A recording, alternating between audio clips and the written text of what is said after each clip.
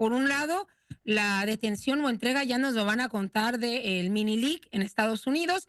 La segunda ya reaprehensión o detención de autoridades estadounidenses contra el originario de Sinaloa, también el líder local del cártel, y también Osiel Cárdenas, también el extinto líder de los Zetas o del cártel del Golfo, quien dio mucha información, quien reveló importantes datos gracias a sus fuentes importantes en Estados Unidos, fue el periodista Luis Chaparro, y a mí siempre me da mucho gusto saludarle y poder platicar con él con esta oportunidad. Luis, qué gusto saludarte, ¿cómo estás?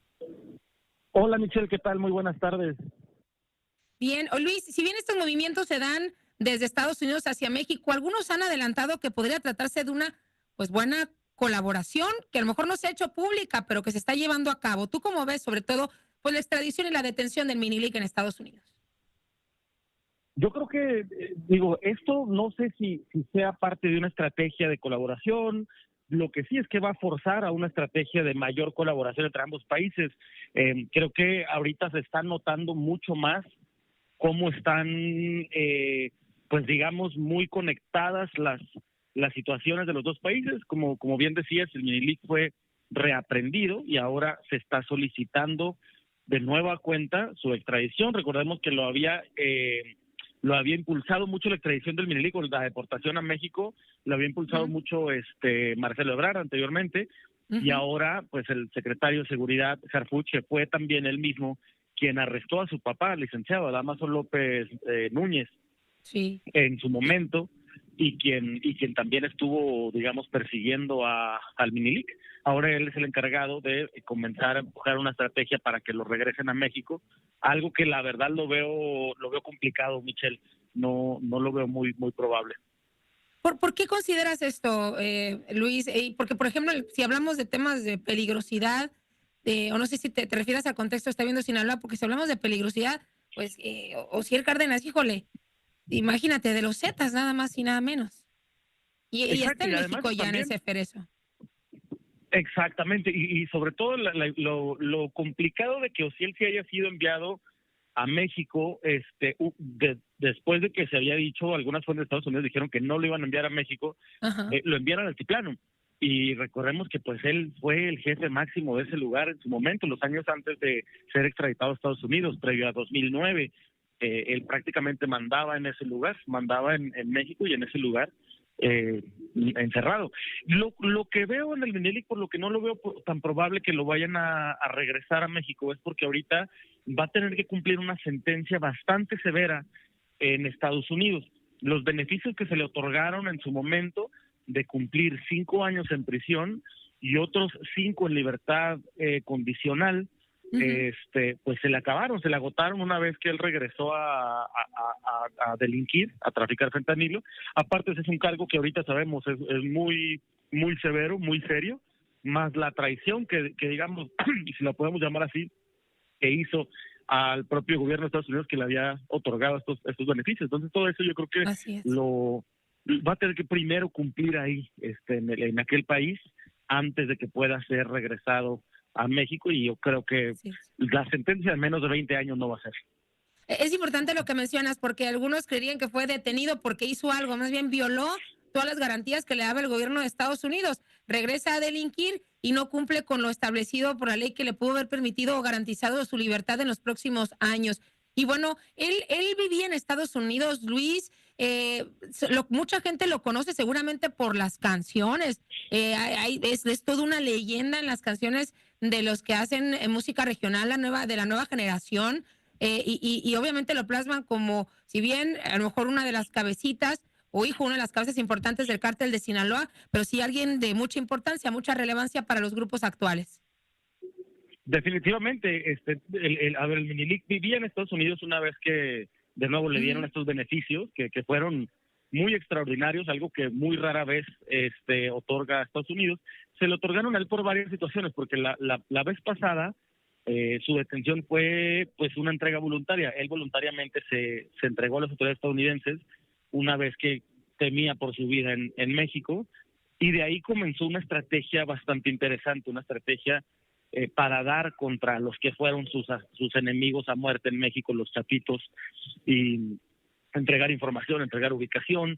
A él se le permitía tener contactos en México, en Sinaloa particularmente, con gente que trabajó para él y que él consideraba que eran personas leales a él, porque ellos eran los que entregaban, digamos, información que le estuvo entregando eventualmente al gobierno americano, al gobierno estadounidense.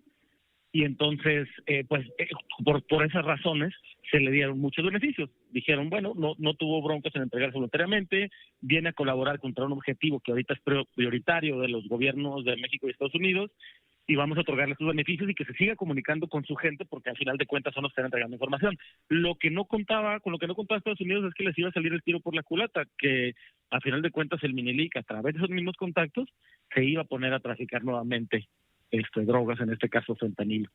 Así es. Y en Estados Unidos, sobre todo porque últimamente se reporta que hay gran presencia de células derivadas del cártel de Sinaloa y de otros grupos también del cártel Jalisco Nueva Generación, Familia Michoacán, en fin, pero el cártel de Sinaloa con más presencia. ¿Se esperan efectos con ahora la detención o la reaprehensión del Minilic, Luis? ¿O no tiene ningún efecto en Estados Unidos? ¿No tiene ningún efecto en Estados Unidos el que lo hayan detenido? Yo creo que definitivamente va a tener efectos. Recordemos que el Minilic iba a ser testigo en el caso contra los chapitos que se han detenido también en aquel país, hablando de Ovidio Guzmán y Joaquín Guzmán, y muy probablemente incluso en contra del Mayo Zambada. Entonces, pues ahora ya no, ahora la Fiscalía de Estados Unidos ha perdido un testigo estrella, un colaborador importante para esos casos, y van a tener que replantear toda esa estrategia. Ahorita lo que está sucediendo, Michelle, es bien interesante en Estados Unidos, porque parece ser que justo el cártel de Sinaloa ahorita pues está yendo a juicio. Las principales cabezas de esa organización criminal están en aquel país, y apenas ahora en enero comenzarán los juicios o audiencias, o se declararán culpables los dos hijos del Chapo Guzmán que están encerrados allá, y el Mayo Zambada. Y ahí va a comenzar, yo creo que una segunda parte importante del cártel de Sinaloa en Estados Unidos. Y vamos a estar atentos sin duda a través del gran y extraordinario trabajo que haces, Luis, sobre estos temas en la frontera, pero también en temas de seguridad de Estados Unidos, que ha jugado un papel importante, les guste muchos o no, en lo que está ocurriendo en nuestro país actualmente también. Déjame cerrar ya este bloque y agradecerte esta entrevista con justamente el líder de los Zetas, con la extradición de Osiel Cárdenas. Por ahí nos decían en la semana, Luis, lo comparto contigo y el auditorio, que será muy importante que autoridades mexicanas generen un cerco de seguridad para evitar que Osiel desde prisión, justamente desde el Cerezo del Altiplano, también mande, porque esto sería darle fuerza de nueva cuenta a un grupo criminal que ya se pensaba estaba bajo tierra, por así decirlo. Exactamente, yo creo que eso va a ser crucial. Va a ser un reto, como si necesitara otro el gobierno federal en temas de seguridad, sí. Mantener a Osiel Cárdenas a raya, vigilado y con un cerco de seguridad importante, no solo porque pudiera volver a, digamos, a conectarse y a ser jefe. Recordemos que Osiel Cárdenas, de alguna manera, entre las bandas criminales, entre los grupos de criminales, se le tiene mucho respeto por haber prácticamente creado los Zetas cuando él era el líder del cártel del Golfo, pero también se le tiene enemigos muy fuertes, recordemos que él llegó a ser líder del cártel del Golfo por asesinar a uno de sus mejores amigos, y además engañó a todos los Zetas para que ellos fueran quien consiguieran dinero para su fianza de $50 millones que le impuso a Estados Unidos para poder acceder a un buen trato. Los engañó diciéndoles que era dinero para el cartel, que era dinero para protección, y pues era el dinero de su fianza, y todos se pusieron a colectar ese dinero en México. Y esa es la capacidad que puede tener. Y esto, en cuanto a la recolección de dinero, imaginemos el resto, sobre todo cuando pues estos grupos que lideraba se le consideran el papá de muchas de las actividades o acciones o la forma tan sanguinaria de operar de otras células acá en nuestro país. Luis, como siempre, te agradezco mucho este enlace. Ambos temas están bastante bien resumidos, lo que pasó justamente en nuestro país. Y bueno, no voy a dejar pasar la oportunidad de preguntarte cómo has visto lo que está pasando en Sinaloa desde tu óptica con el asesinato, obviamente un elemento de la Secretaría de Seguridad. Algunos medios decían esta semana es un tema personal contra Omar García Harfuch por la lucha que está emprendiendo contra estos grupos, y por otro lado, pues es el país que nos tocó vivir. ¿Tú cómo ves?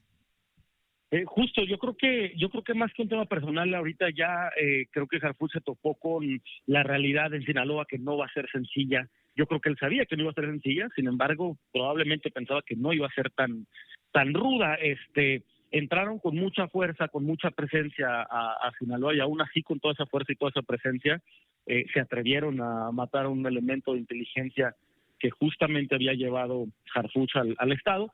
Y hoy se dan cambios importantes, muy interesantes, con la renuncia del secretario de Seguridad Pública de Sinaloa y el nombramiento de un nuevo secretario que aparte es muy cercano del gobierno de Claudia Sheinbaum y del equipo de Harfuch también. Esto es importante porque ese era de los últimos aliados de Rubén Rochamoya. Sí. Algunas fuentes de seguridad federal me han dicho que han intentado quitarle ese cerco para desproteger al gobernador de Sinaloa, Rochamoya, dejarlo desprotegido y entonces exigir su renuncia o incluso llegar a prenderlo por la relación que ha tenido con los grupos del crimen.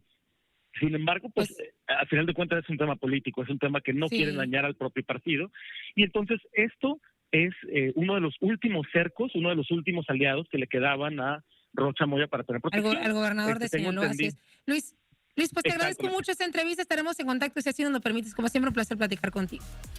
Claro que sí, Michelle, con mucho gusto. Muy buena tarde. Hasta luego, buena tarde.